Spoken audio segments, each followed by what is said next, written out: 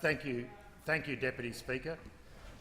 Deputy Speaker, I was 19 years old when I finished my teaching degree and went off to teach in country Queensland. And in fact, I know how long 19 years is because 19 years ago today I finished my last day of teaching. The reason I give that is, as an example, is it takes a long time to change an education system, nearly 20 years, especially when you're changing a fundamental funding model, which is what Labor brought into place and what the Australian people thought they were getting when they voted for the Abbott government back in 2013. A unity ticket on which I could use some props to illustrate, but perhaps won't in the current climate.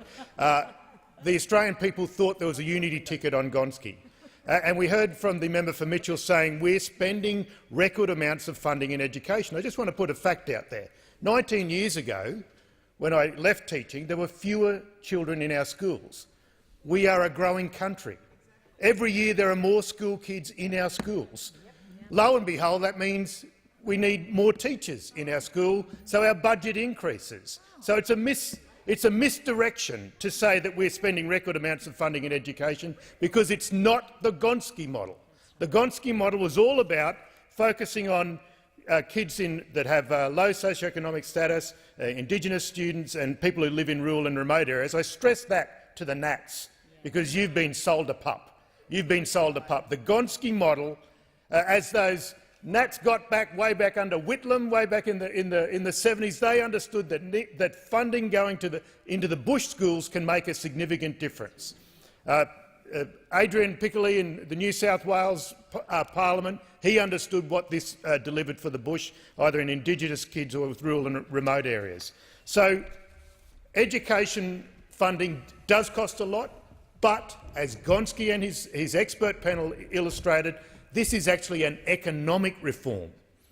It's not just a group of teachers getting around saying we need to do this. This is actually an economic model. Why? Because as the report, the Trends in International Mathematics and Science Study report shows, and many other, we need to perform better.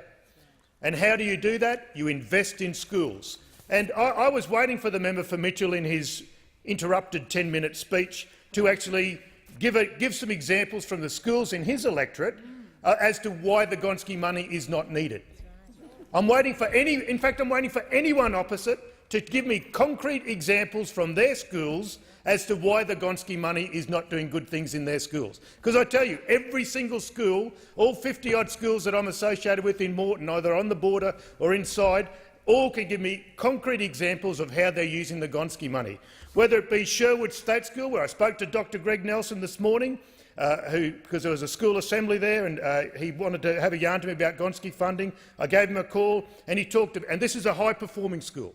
And he said, what do? We pump it into targeted writing projects, especially for boys, so they can finesse it that much at a school level.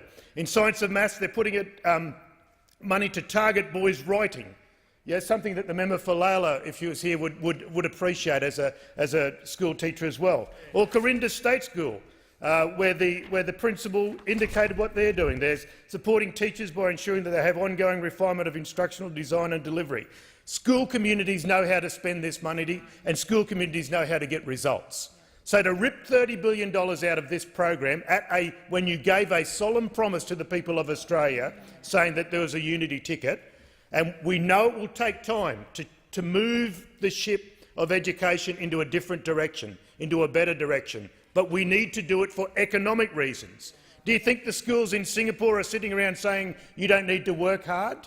Do you think the schools in Vietnam or China or Taiwan, our neighbours, those that we're competing with, are saying you don't need to invest in education?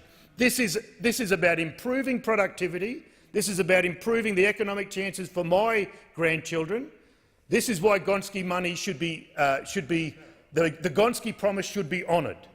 It should be honoured because it will result in better outcomes for the economy down the track. We know that. Gonski, remember, was a banker, someone that understood productivity, not someone who was an educational expert. But by the end of it, when he looked at it, he understood that that's where we should be investing our money. And I would hope that those officers would remember that, particularly the Nationals, rather than betraying the bush, which is what you're doing by backing away from Gonski funding. I call a member for Pete.